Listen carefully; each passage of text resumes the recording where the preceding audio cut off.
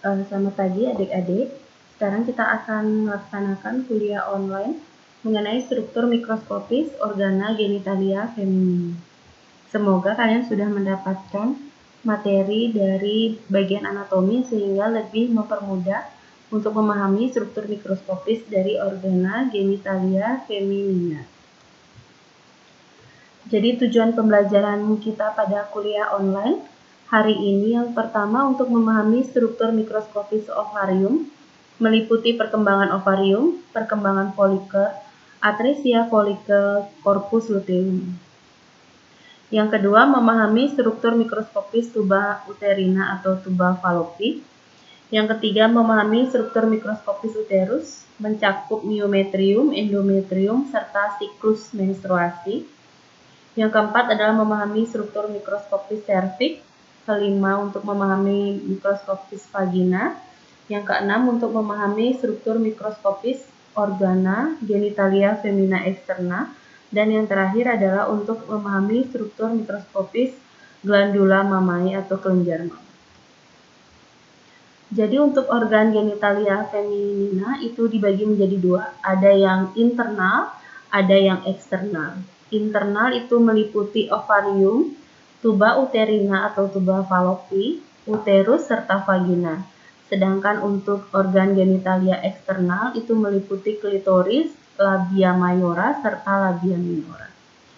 Sekarang kita pertama akan membahas mengenai organ genitalia internal, kemudian selanjutnya kita akan membahas organ genitalia eksternal. Ini adalah gambar organ genitalia interna yang tadi terdiri dari ovarium. Jadi di sini ada sepasang ovarium, kemudian ada tubanya, ini adalah tuba falopi atau tuba uterin. Ini adalah tubanya. Jadi ovarium itu dipegang oleh ligamen. Ini ligamen ovarium. Kemudian ovari ini akan menghasilkan sel telur yang akan ditangkap oleh fimbriae dari tuba falopi. Ini. Kemudian ini adalah uterus. Kemudian ada serviks, ada vagina. Itu yang akan kita bahas pertama. Yang pertama adalah ovarium. Ovarium kalau kita lihat dari mikroskopisnya, mukosanya, epitelnya merupakan epitel germinal. Jadi epitel ini merupakan modifikasi dari peritoneum. Kemudian epitel germinal ini berasal dari epitel mesotel pada saat embriologi. Kemudian di bawah epitel kita bisa menemukan adanya tunika albuginea. Jadi tunika albuginea ini merupakan kapsul jaringan ikat longgar. Jadi dia kapsul jaringan ikat kolagen maksud saya. Ovarium itu dia terdiri atas bagian korteks dan juga bagian medula. Bagian korteksnya terdiri atas folikel-folikel ovarium, sedangkan bagian medula itu banyak ditemukan pembuluh darah, sel-sel fibroblast, sel interstisial, serta sel-sel hilus. Kita bahas pertama mengenai korteks ovarium. Pada korteks ovarium, jadi korteks ovarium merupakan stroma atau kompartemen interstisial. Jadi korteks ovarium itu merupakan suatu kerangka dari jaringan ikat. Jadi pada stroma atau pada kerangka tersebut terdapat sel stroma yang disebut dengan sel interstisial dan juga kita temukan adanya folikel ovarium. Jadi hal yang perlu kalian ketahui, jadi pada saat embryogenesis, jadi pada saat pembentukan di dalam rahim, jadi pembentukan mulai proses pembentukan jenis kelamin, jadi ada beberapa peran dari hormon yang akan mempengaruhi janin tersebut atau embrio tersebut akan tumbuh menjadi atau berkembang menjadi laki-laki ataupun perempuan. Jika pada saat pertumbuhan tidak ditemukan testosteron, jadi testosteron tersebut tidak ada sehingga menyebabkan ductus Wolffii tidak berkembang. Ya, jadi ini cikal bakal laki-lakinya tidak berkembang, jadi akan mulai perkembangannya ke arah perempuan. Dan juga apabila tidak ada anti-Mullerian hormon, Jadi apabila dia tidak ada antimuleria, maka akan berkembang ductus mulleri. Jadi ductus mulleri ini adalah cikal bakal dari perkembangan genitalia perempuan. Nah, tadi di dalam korteks yang menonjol adalah kita akan menemukan yang namanya folikel ovarium. Jadi folikel ovarium ini dikelilingi oleh stroma. Jadi folikel ovarium dikelilingi oleh stroma, terdapat oosit primer yang dikelilingi oleh sel-sel folikel atau disebut dengan sel granulosa. Jadi folikel ovarium dia ada stromanya, kemudian dalam stroma ada oosit primer yang akan dikelilingi oleh sel-sel folikel atau sel granulosa. Jadi folikel ovarium dia akan mengalami beberapa perkembangan. Yang pertama itu tahapannya disebut dengan folikel yang tidak bertumbuh atau disebut dengan folikel primordial. Kemudian yang kedua adalah tahapannya folikel dalam pertumbuhan atau perkembangan. Itu terdiri dari beberapa tahap, disebut dengan folikel dalam unilaminar dan juga ada folikel dalam multilaminar. Kemudian ada folikel sekunder atau disebut dengan antral. Dan yang terakhir adalah folikel graft atau folikel yang matur. Kita bahas satu persatu mengenai tahapan perkembangan folikel. Ya. Jadi pada saat sebelum pubertas, maka folikel yang terbentuk adalah folikel primordial.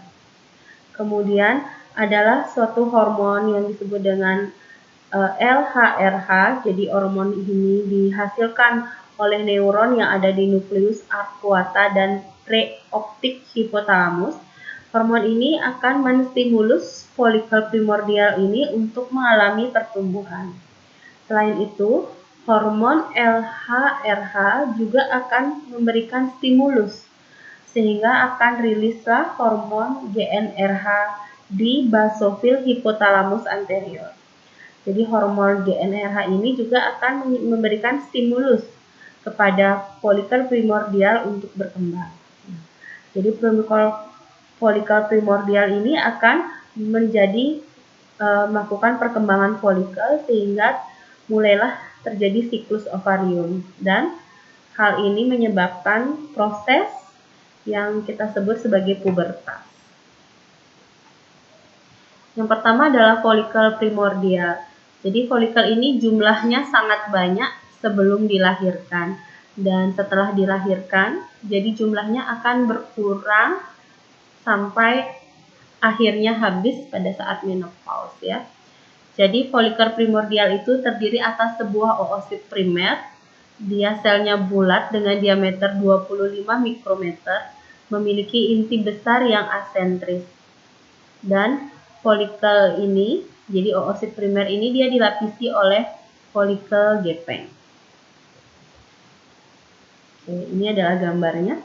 Jadi yang P ini adalah folikel primordial. Nah, yang di dalam ini adalah oosit. Kemudian yang ini adalah stroma dari ovarium. Kemudian ini adalah epitel germinal yang melapisi daripada ovarium. Jadi ini adalah bagian ovarium daerah korteks yang kita temukan ada yang namanya folikel primordial. Nah, ini juga. Jadi ini adalah epitelnya, epitel germinal. Kemudian ini adalah tunika albuginea. Jadi tunika yang ada tepat di bawah epitel. Kemudian yang ini adalah oosit. Ini oosit, ini oosit, oosit, oosit. Kemudian oosit ini akan dikelilingi. Nah, ini dia. Dikelilingi oleh folikular cell atau sel folikel. Ini sel folikel ini. Jadi kalau misalnya kita lihat tanda panah ini adalah sel folikelnya. Kalau kita buat dia gambarannya seperti ini. Ini adalah oositnya. Ini adalah sel stroma yang mengelilinginya. Jadi di oosit primer ini dia juga dikelilingi oleh sel folikular yang gepeng. Jadi khasnya folikel primordial. Jadi ada oosit primer yang kecil dikelilingi oleh oosit 1 oosit primer dikelilingi oleh sel folikular yang gepeng. Kemudian folikel primer. Jadi folikel primer ini berkembang dari folikel primordial. Jadi folikel primordial setelah mendapatkan stimulus dari hormon yang tadi saya sebutkan, dia akan berkembang menjadi folikel primer. Jadi folikel primer di dalamnya ada oosit primer dengan diameter yang lebih besar dari oosit yang ada di folikel primordial. Ukurannya antara 100 sampai 150 mikrometer dengan inti besar, disebut dengan vesikel germinal. Kemudian dia juga dikelilingi oleh sel-sel folikel atau folikular cell. Jadi sel-sel yang sebelumnya gepeng, dia berubah menjadi kuboid. Jika hanya satu lapis sel yang mengitari, disebut dengan folikel primer unilamina. Sedangkan apabila beberapa lapis sel yang mengitari oosit primer, itu disebut dengan folikel primer multilamina. Jadi sel-sel folikel tersebut yang khususnya yang berlapis-lapis, dia akan bertumpuk-tumpuk, nanti disebut sebagai sel-sel granulosa. Jadi pada folikel primer ini mulai terbentuk yang namanya zona pellucida. Jadi zona pellucida ini sangat penting pada saat fertilisasi. Yang nanti ditembus oleh sel sperma, dia menuju ke ovum. Kemudian sel stromanya pada folikel primer itu sudah mulai terbentuk yang adanya TK interna dan juga TK eksterna. Jadi kedua TK ini berperan hormonal dalam perkembangan daripada folikel ya. Ini folikel primer. Yang unilaminar untuk folikel primer kita lihat. Ini adalah oosit primer. Yang ini adalah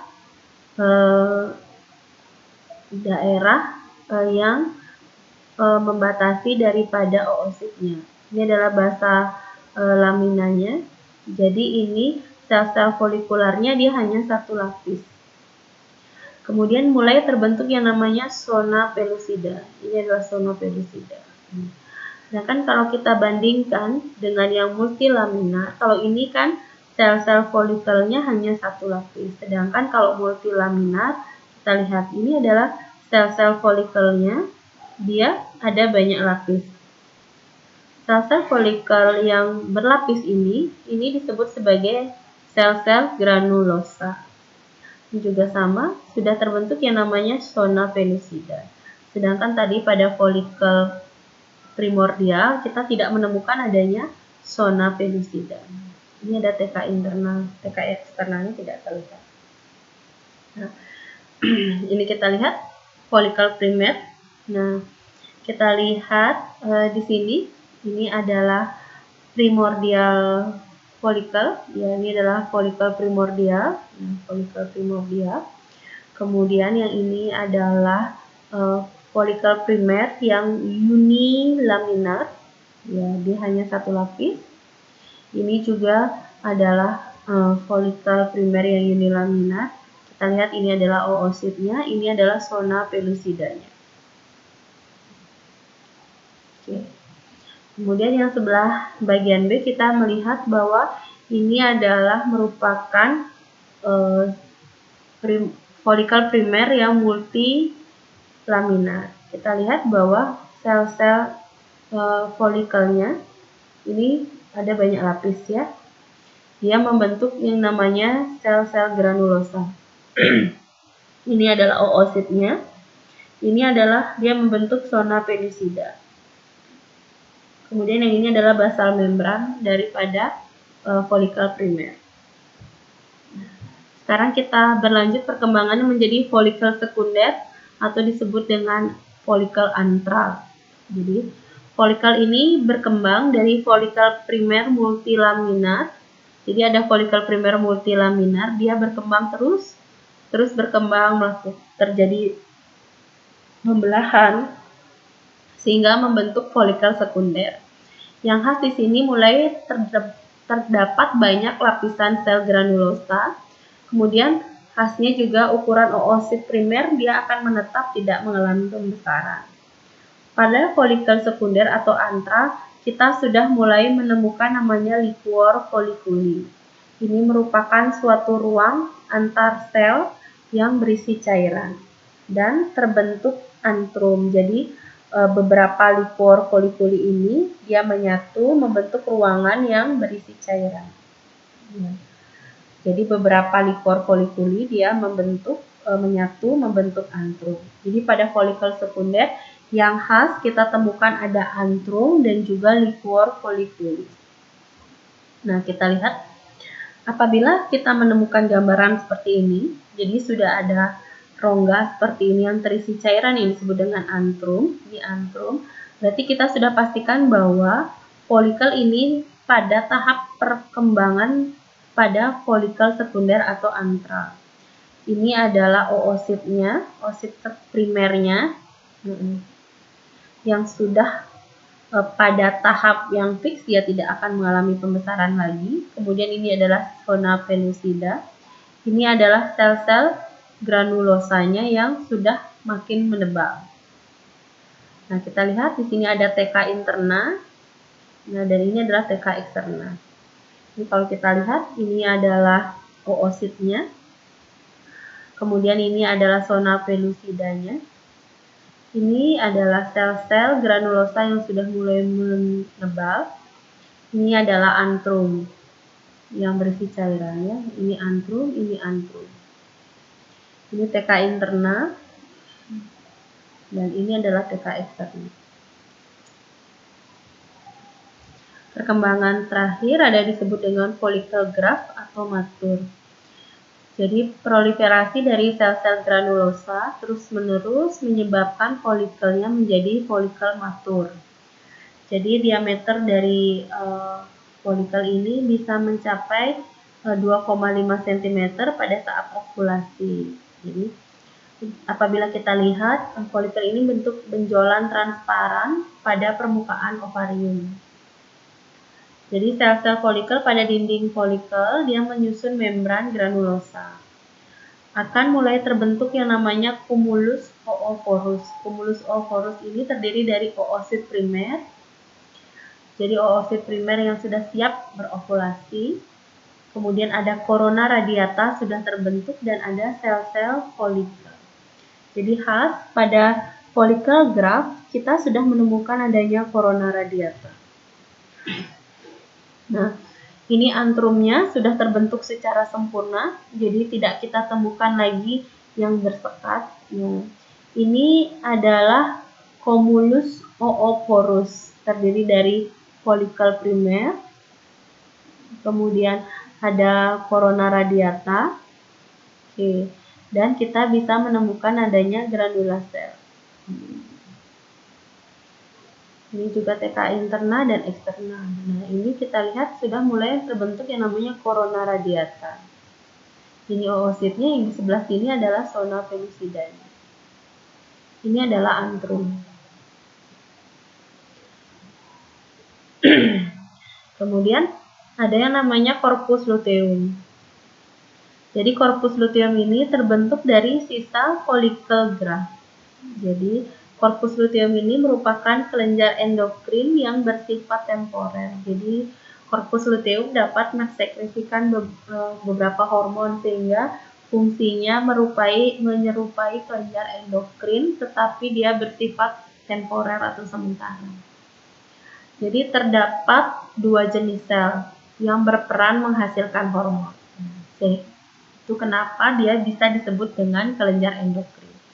Yang pertama disebut sel-sel lutein granulosa yang merupakan modifikasi dari sel-sel granulosa. Yang kedua disebut dengan sel-sel lutein TK. Dia merupakan modifikasi dari sel-sel TK interna. Jadi nanti dibahas di saat diskusi kelompok ataupun nanti pada sel-sel lutein ini. Misalnya sel-sel lutein granulosa dia menghasilkan hormon apa?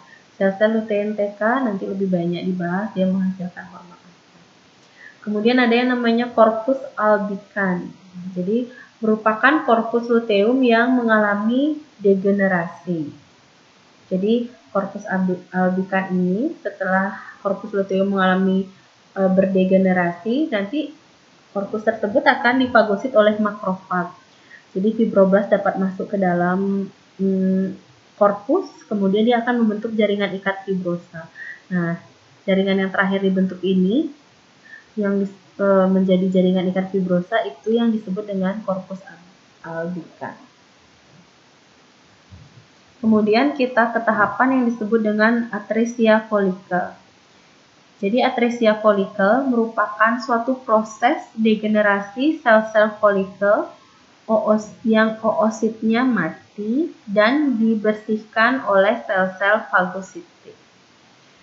Jadi apabila sel-sel folikel tersebut tidak dapat mengeluarkan oositnya, jadi tidak terjadi ovulasi, jadi oositnya akan mati dan akan dibersihkan oleh sel-sel fagositik seperti makrofag, sehingga terjadilah proses yang disebut dengan atresia folikel.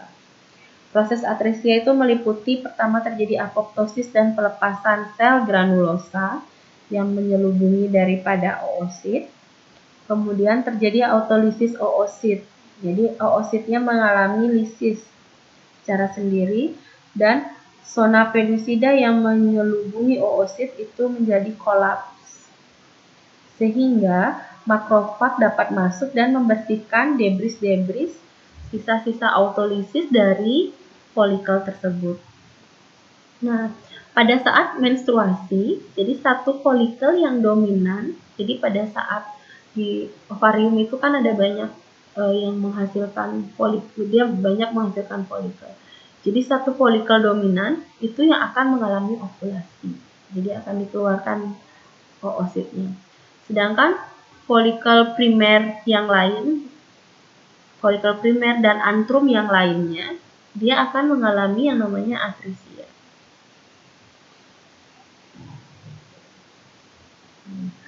Ini adalah tahapan perkembangan dari folikel yang ada di ovarium. Jadi ini adalah daerah yang disebut dengan korteks ovari. Sedangkan ini ada pembuluh darahnya, itu adalah medula ovari. Pada korteks kita temukan adanya beberapa tahapan perkembangan dari folikel. Ini adalah folikel primordia. Nah, ini folikel primordia.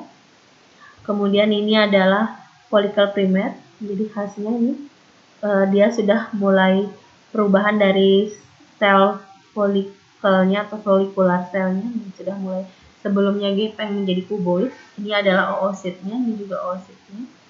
Kemudian kita lanjut ke secondary folikel. Nah, kita sudah lihat sudah mulai yang namanya terbentuk ada antrum. Kemudian ini adalah vesicular folikel. Ini adalah folikel yang matur. Antrumnya sudah mulai lebih besar. Kemudian kita sudah mulai melihat adanya zona pellucida. Corona radiatanya juga mulai terbentuk sempurna. Kemudian ini adalah corpus luteum. Corpus luteum pada saat oositnya sudah dilepaskan, sudah mengalami ovulasi, maka sisa daripada sel-sel granulosa dan antrumnya akan membentuk yang namanya zona pellucida. Corpus luteum akan membentuk yang namanya disebut dengan corpus luteum. Ini adalah corpus albicans, sisa-sisa dari corpus luteum. Tahapannya dari primordia, unilaminar, multilaminar, ini atral, dan ini adalah yang mature. Kita sudah belajar mengenai ovarium. Kita lanjut ke saluran telur atau tuba falopi atau tuba uterina. Jadi secara anatomi bagian dari tuba falopi itu terdiri dari infundibulum, ada ampula, ada isthmus dan intramular. Jadi secara histologis semua bagian penyusunnya sama. Jadi dia dilapisi oleh peritoneum visceral. Jadi ada 3 lapisan penyusun, ada mucosa, muscularis, dan serosa. Kalau kita lihat dari gambar, nah ini adalah mukosanya yang dilapisi oleh epitel ciliated columnar epithelium. Jadi dia epitel silindris selapis bersilia. Dia berlipat-lipat. Jadi khasnya pada lapisan mukosa epitelnya dia berlipat-lipat. Oke ya, mukosanya kita lihat dia banyak lipatan longitudinal. Seperti tadi kita lihat ini, dia banyak berlipat-lipat. Oke. Dia dilapisi oleh simple columnar epithelium. Jadi pada mukosa dari tuba uterina itu ada dua tipe sel penyusun. Ada yang tipe ciliated cell itu berperan karena dia ada silianya, berperan untuk membersihkan cairan menuju rahim. Kemudian ada secretory peg cell. Jadi berperan memberikan nutrisi dan pemeliharaan spermatozoa dan berperan pada kapasitasi spermatozoa. Kemudian lamina propria dari tuba uterina, dia merupakan jaringan ikat longgar yang mengandung fibroblast, sel emas, sel limfoid, serat-serat kolagen dan retikular. Dan yang terakhir muskularisnya terdiri dari lapisan otot polos sirkular dalam, jadi otot polos sirkular di dalam dan lapisan tersusun longitudinal di luar. Jadi otot polosnya ada dua susunan, yang sirkular itu daerah sebelah dalam dan longitudinal di daerah sebelah luar. Jaringan ikat jarang juga mengisi ruang-ruang di antara berkas-berkas otot. Jadi selain otot polos juga ada jaringan ikat yang membantu dalam mengikat daripada otot yang ada di tuba uterina. Sekarang setelah masuk dari ovarium ke tuba uterina, kita masuk ke uterus. Uterus merupakan organ muskular yang terdiri atas fundus, korpus, dan cervix atau leher rahim. Nah, dinding uterus pada korpus dan fundus terdiri atas endometrium, myometrium, dan adventitia atau serosa. Ini adalah endometrium dan ini myometrium. Ya. Ini adalah kelenjar, ini adalah epitel. Jadi ini adalah lapisan fungsional, nanti kita bahas. Dan ini lapisan basal, dan ini adalah daerah myometrium. Nah, endometrium, mukosanya terdiri dari simple columnar epithelium. Jadi epitel silindris selapis, epitel selapis silindris. Jadi sel-sel silindris sekretolit yang tidak bersilia. Jadi ada dua sel yang ada di mukosa endometrium, ada sel-sel silindris sekretorik yang tidak bersilia dan ada sel-sel yang bersilia. Lamina proprianya terdiri dari kelenjar tubular. Jadi seperti tadi ada dua lapisan di endometrium, ada lapisan fungsional dan lapisan basalis. Lapisan fungsional merupakan lapisan superficial yang tebal dan dilepaskan pada saat menstruasi. Jadi yang tumbuh pada saat menstruasi itu adalah lapisan fungsional dari endometrium. Kemudian ada yang namanya lapisan basalis, merupakan lapisan di bawah lapisan fungsional yang berperan untuk meregenerasi lapisan fungsional selama setiap siklus menstruasi. Kemudian ada myometrium. Myometrium merupakan dinding otot tebal uterus. Jadi dia tebal, myometrium, ada 3 lapis otot di sana. Di sebelah dalam dan luar itu tersusun longitudinal, sedangkan untuk di bagian dalam atau di tengah maksud saya itu tersusun secara sirkular. Jadi karena dia otot, jadi otot itu bisa jumlahnya bertambah dan ukuran selnya juga bertambah. Jadi jumlah dan ukuran sel di myometrium itu tergantung atas kadar estrogen di dalam tubuh. Pada saat kehamilan itu puncak estrogen, jadi estrogennya meningkat, dia paling tinggi pada saat kehamilan. Sehingga sel-sel otot mengalami ukuran terbesar dan terbanyak. Jadi otot-otot myometrium mengalami hipertrofi, membesar, dan hiperplasia, tambah banyak.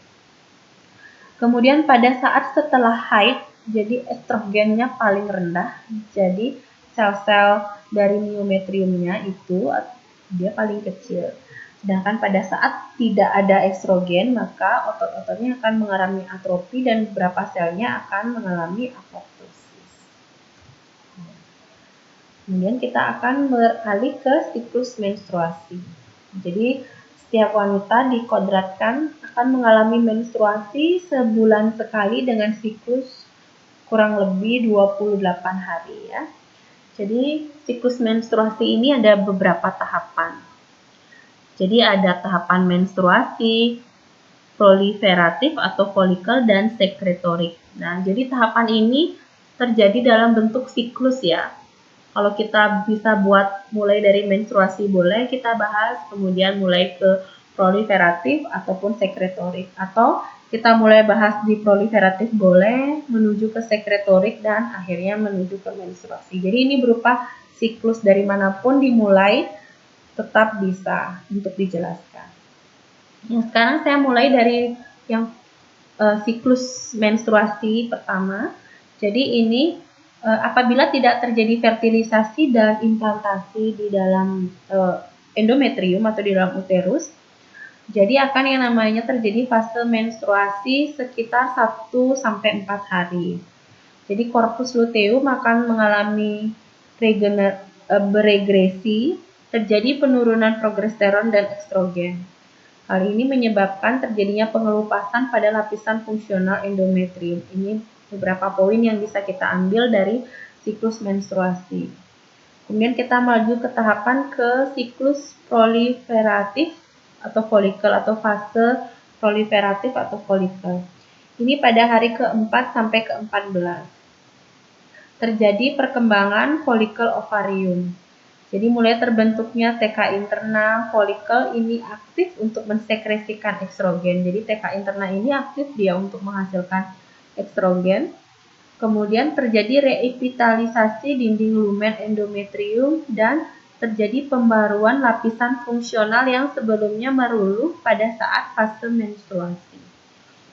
Kita mulai ke fase sekretorik. Ini terjadi pada hari ke-15 sampai ke-28. Ya. Ini terjadi setelah ovulasi. Jadi kalau masa subur itu terjadi pada hari ke-14 biasanya ini. Pada fase-fase folikel. Kalau sudah ovulasi, nah itu terjadi sekretorik ini. Terjadi setelah ovulasi. Progesteron yang disekresikan oleh korpus luteum menyebabkan terjadinya penebalan endometrium, mengakibatkan terjadinya udem dan akumulasi sekresi glikogen dari kelenjar endometrium. Jadi pada fase sekretorik ini akan mempersiapkan terjadinya menstruasi. Oke. Kemudian kalau proliferatif ini menyiapkan atau mengganti lapisan yang sudah hilang pada saat menstruasi. Nah, ini kalau kita mulai yang pertama adalah dibahas. Kalau tadi kan mulai dari menstruasi. Kalau ini saya mulai dari fase proliferatifnya. Jadi ini persiapan setelah terjadinya menstruasi. Ini adalah lapisan fungsional yang sebelumnya luluh pada saat menstruasi.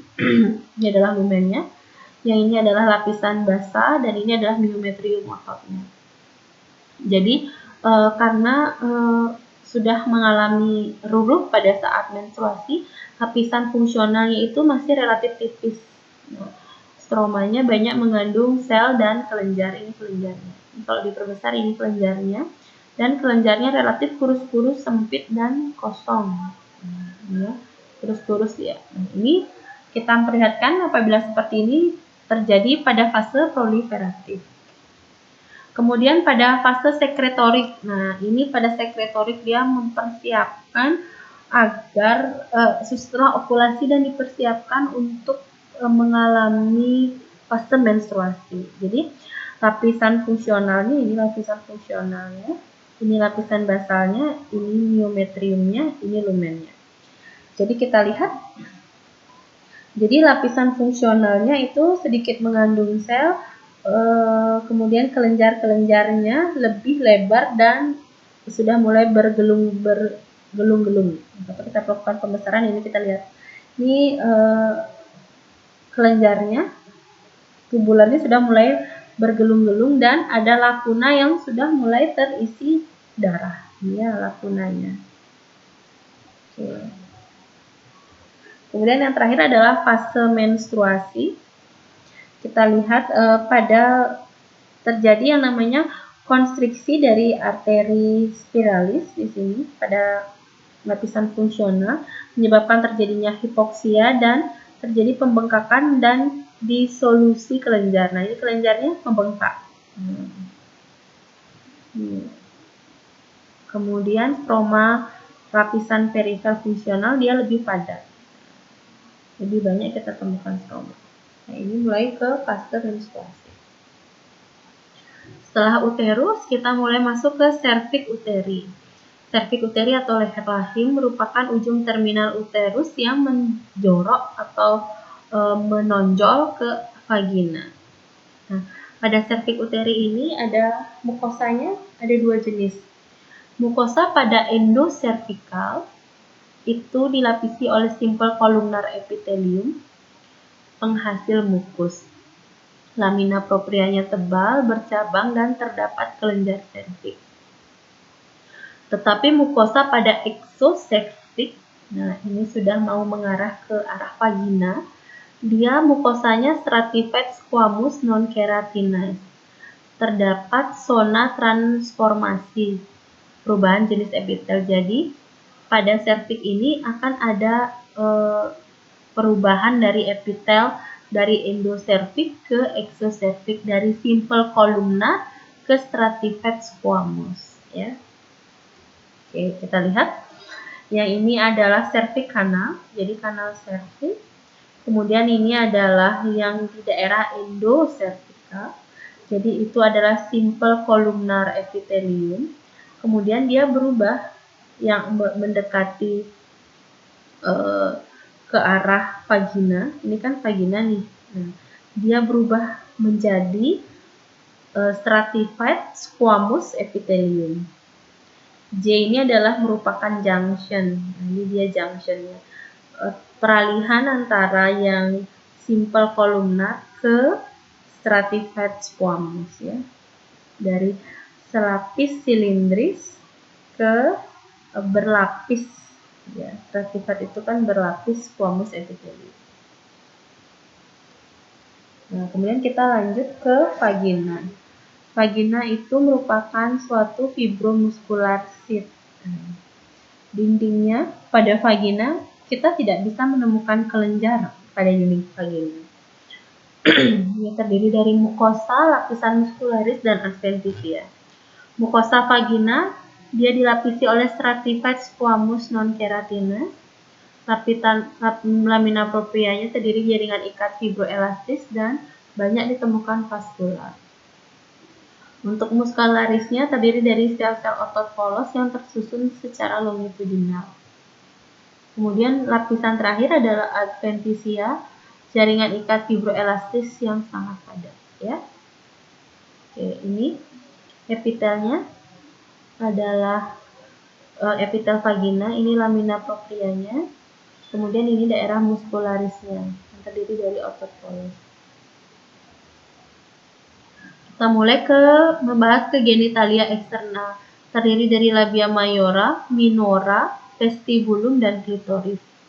Labia mayora merupakan dua lipatan kulit, banyak ditemukan jaringan lemak dan otot polos yang tipis. Jadi labia mayora terdapat permukaan kasar, rambut kasar pada permukaan luarnya. Kita temukan adanya kelenjar keringat dan sebasea. Untuk labia minora, dia dua lipatan kulit yang lebih kecil, tidak ditemukan folikel rambut, jaringan lemak tidak ada. Ditemukan juga kelenjar sebasea dan banyak pembuluh darah serta ujung saraf. Kemudian vestibulum merupakan ruangan yang menerima sekret dari kelenjar Bartholin. Jadi vestibulum ini ada di di kedua labia minora, ya. Jadi kan labia minora itu 2 lipatan kulit, 2 lipatan kulit ini ada vestibulum. Kemudian klitoris. Klitoris merupakan lipatan antara labia minora yang terletak di bagian atas. Epitelnya stratified squamous, mirip pada yang ada di vagina. Nah, di klitoris ada yang namanya gland clitoridis, kelenjar klitoridis. Ada 2 jaringan erektil yang ada di klitoris. Dia banyak pembuluh darah, kemudian ada badan Meissner dan juga Pacini yang sensitif terhadap rangsangan seksual. Sehingga klitoris ini merupakan salah satu rangsangan seksual bagi seorang wanita. Yang terakhir adalah kita bahas adalah glandula mammae atau kelenjar mama. Jadi kelenjar mama ini merupakan kelenjar tubulo-alveolar kompleks. Dia tersusun atas 15-20 lobulus yang tersusun radier dari puting dan dipisahkan oleh jaringan ikat kolagen lemah. Jadi glandula mammae atau kelenjar mama itu berbeda tahapan perkembangan wanita, kelenjarnya juga berbeda. Jadi ada pada saat perkembangan payudara selama pubertas, selama kehamilan dan laktasi, dan pasca laktasi. Nah, payudara selama pubertas, jadi sebelum pubertas itu payudara baik laki-laki maupun wanita, kan laki-laki juga punya kelenjar mama. Dia itu punya yang namanya sinus lactiferi di dekat puting. Jadi semua ada sinus lactiferinya. Tetapi karena pada wanita itu memiliki estrogen yang tinggi, jadi menyebabkan terjadinya akumulasi adiposit ke jaringan ikat, sehingga menyebabkan peningkatan pertumbuhan duktus sehingga payudaranya membesar. Nah, sedangkan kalau duktus kecil dan sedikit lobulus, alveoli secretoris yang tidak berkembang dengan baik.